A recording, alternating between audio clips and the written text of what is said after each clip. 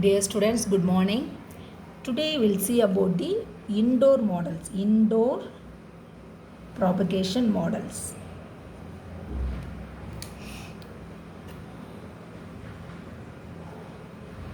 So, indoor channels are different from traditional channels. In what way they are different? The distance covered are much smaller, and the variability of environment is much greater for a much smaller range of transmitter receiver separation. Okay, so here the distance covered is small. The distance covered is small,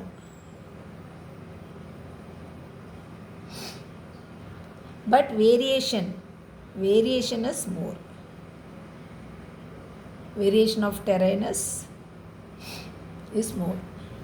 So the propagation inside a building is influenced by the layout of the building, construction materials, building type. Maybe it may be an office, a home, or a factory.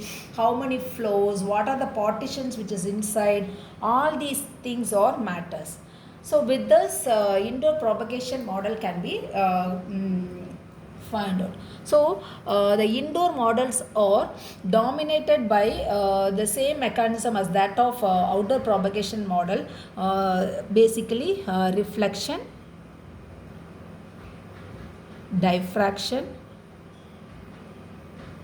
and scattering. So here the conditions are much more variable. Doors, windows, everything we have to take into consider, whether it is opened or not, antenna is mounted on a desk or in the ceiling, what is the condition of a level. So based on this, the indoor model can be classified as two types. One is, as you all know, line of sight. Another one is obstructed sight. That is, it is not in a line of sight communication. So based on this, here we will have a portable receiver which will undergo relay fading for relay fading will be experienced in non-line of sight, and racing fading will be there in the line of sight communication. So the indoor models are affected by the type of buildings, maybe residential, office, everything, and similarly multipath delays. So building with a small amount of metal or a hard partition will lead to a delay spread of about 30 to 60 nanoseconds. Okay, and this is multipath delay spread. And if a building of large amount of metal and open, then the delay spread will be leading up to 300 nanoseconds. So these are things which you have to consider while you are calculating this indoor propagation model. Apart from this, a shadowing effect will be there.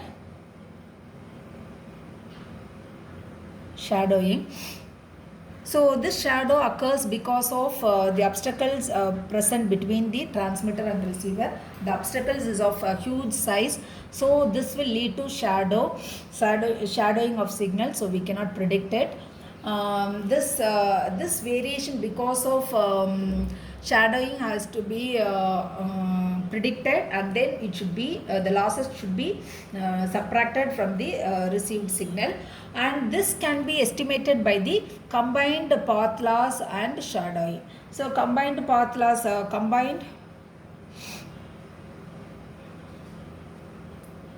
path loss and shadowing technique is used in indoor propagation model. Here we are going to use the formula PR by PT represented by decibels will be 10 log of 10k minus 10 gamma of log to the base 10 d by d naught plus psi of dB. So this is the variation which is happening across the slope. This will lead to the estimation of combined path loss. Okay, path loss and shadowing. So based on that, you can estimate the outage probability.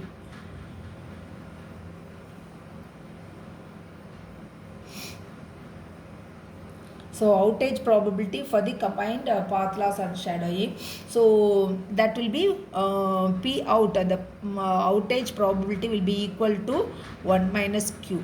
The 1 minus Q is nothing but this value, that is P power minimum minus this value will be giving this outage probability, which is also much important while you are estimating this. And coming to cell coverage area. Cell coverage area.